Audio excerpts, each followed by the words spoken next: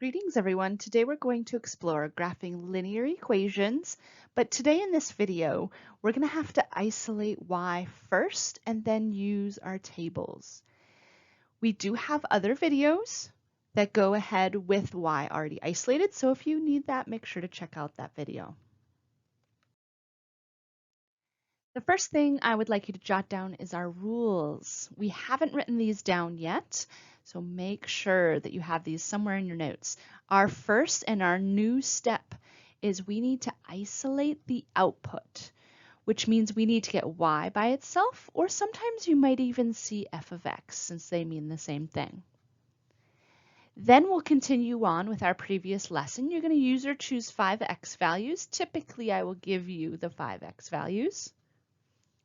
You're going to substitute those x values into the rule, the function, that's our rule. Once you've plugged it in, you want to actually solve, right? We want to see what does that calculate to be. So make sure you have your calculator ready.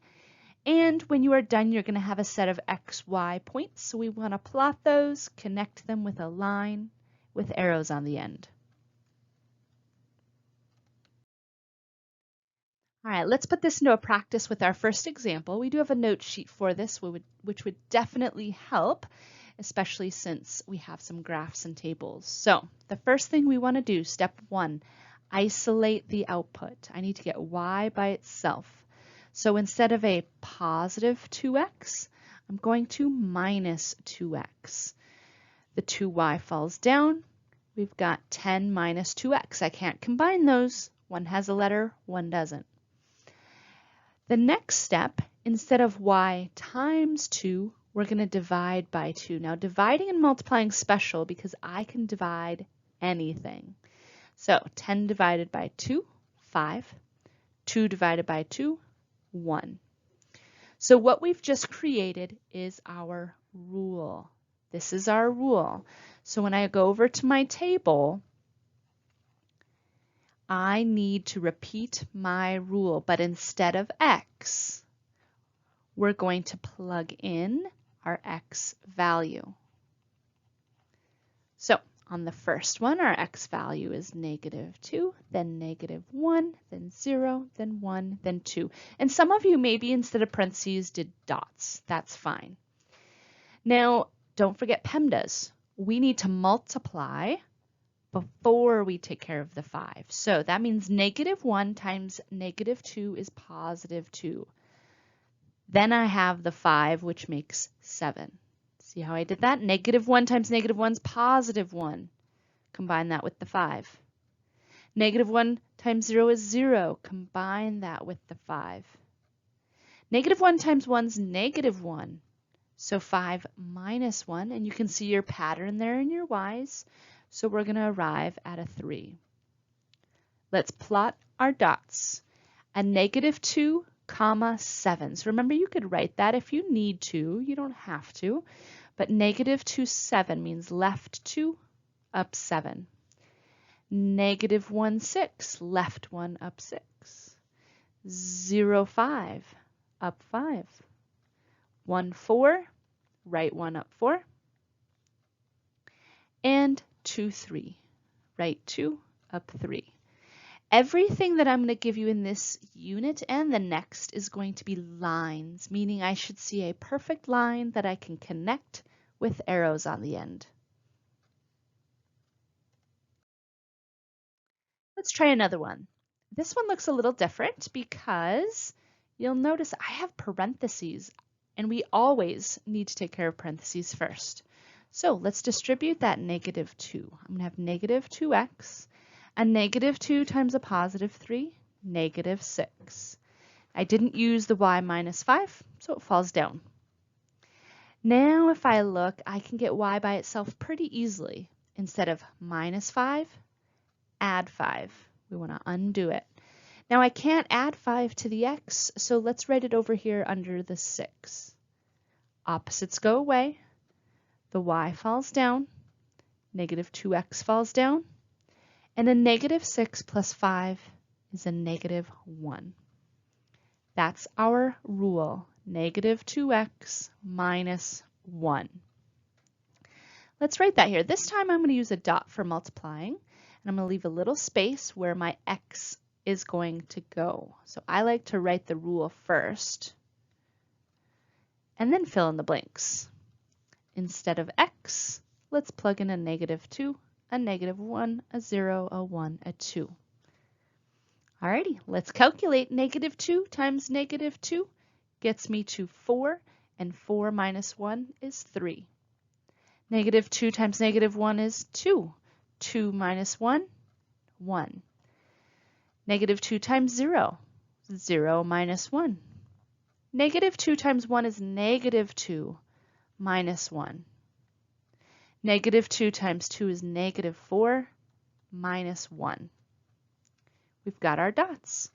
The x is -2, the y is 3. Left 2, up 3. -1, 1. 0, -1. 1, -3. And 2, -5. I can see that they create a perfect line that I can draw arrows on the end.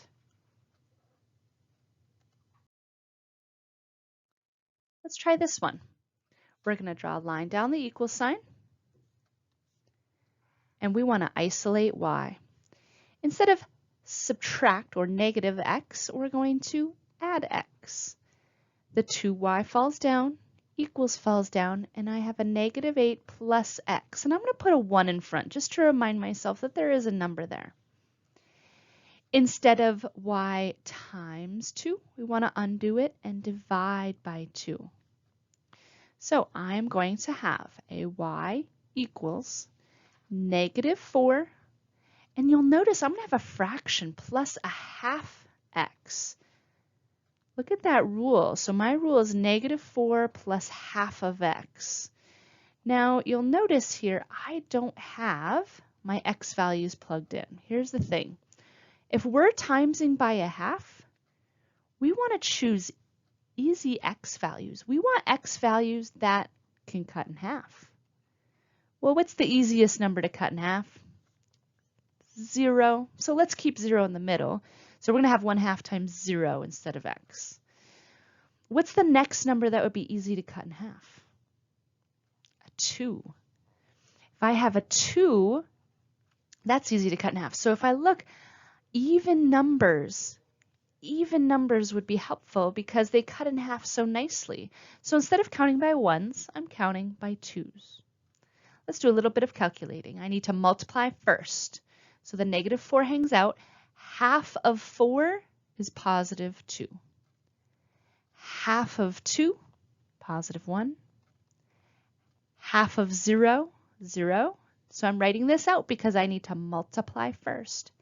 Half of -2 is -1. Half of -4 is -2.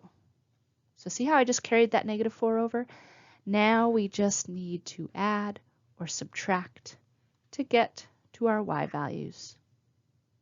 Let's plot our dots. For -2, 2, -3, 0, -4, -2, -5, and -4, -6. I've got a perfect line. I can connect and draw arrows on the end. All right, those are our examples for today. So remember our steps. We need to isolate y first. Remember that when you're calculating, you need to multiply first, right? We're going to follow a true PEMDAS rule there. Multiply first. Make sure that everything is a line. If it's not, something's wrong. Let me know what you need, what questions you have, and until next time, have a good one.